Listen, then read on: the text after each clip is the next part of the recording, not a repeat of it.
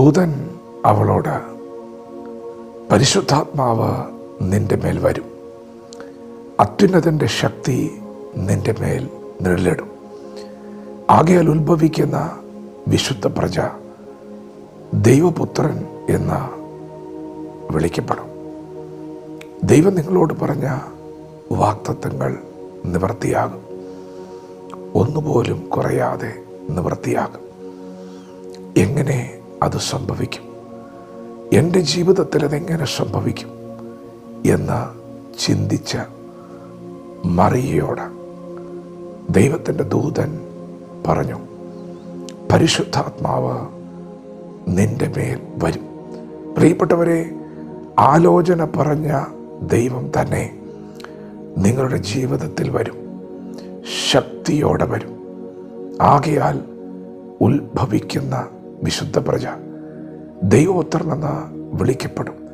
നിങ്ങളുടെ വാഗ്ദത്തം ഉരുവാകുന്നത് പരിശുദ്ധാത്മാവ് വരുമ്പോഴാണ്.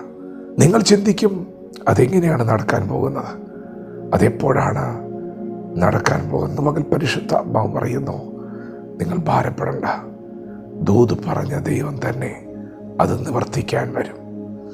പരിശുദ്ധാത്മാവ് വരുമ്പോൾ നിങ്ങളുടെ വാഗ്ദത്തം ഉരുവാകും. ദൈവത്തിന് സകലവും സാധ്യമാണ്. പ്രിയപ്പെട്ടവരെ, നിങ്ങളുടെ സാഹചര്യങ്ങൾ നോക്കി നിങ്ങൾ ആകുലപ്പെടേണ്ട, വിചാരപ്പെടേണ്ട, വിഷമിക്കേണ്ട.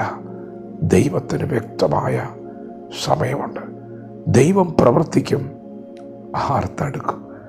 ദൈവത്തിൻ്റെ സമയമാകുമ്പോൾ ദൈവം പ്രവർത്തിക്കും. ആർക്ക് തടുക്കാൻ കഴിയും? പ്രിയപ്പെട്ടവരെ, നിങ്ങൾ ഉറപ്പുള്ളവരായിരിക്കണം. നിങ്ങൾ വിശ്വസിക്കണം. മറിയ പറഞ്ഞു, ഇതാ ഞാൻ കർത്താവിൻ്റെ ദാസി, നിന്റെ വാക്ക് പോലെ എനിക്ക് ഭവിക്കട്ടെ. അതെ, ഇന്ന് പകൽ നിങ്ങൾ വിശ്വസിച്ച് ഏറ്റെടുക്കണം.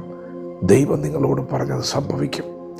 പരിശുദ്ധാത്മാവ് വരും, ശക്തി ലഭിക്കും, നിങ്ങൾ സാക്ഷികളാകും, നിങ്ങൾ പ്രയോജനപ്പെടും, നിങ്ങളോട് പറഞ്ഞ ദൂതുകൾ നിവർത്തിയാകും. പരിശുദ്ധാത്മാവ് വരുമ്പോൾ അത് സംഭവിക്കും. അതുകൊണ്ട് ഈ നാളുകളിൽ ദൈവപ്രവൃത്തിക്കായി കാത്തിരിക്കുക, ദൈവത്തിൽ പൂർണ്ണമായും ആശ്രയിക്കുക.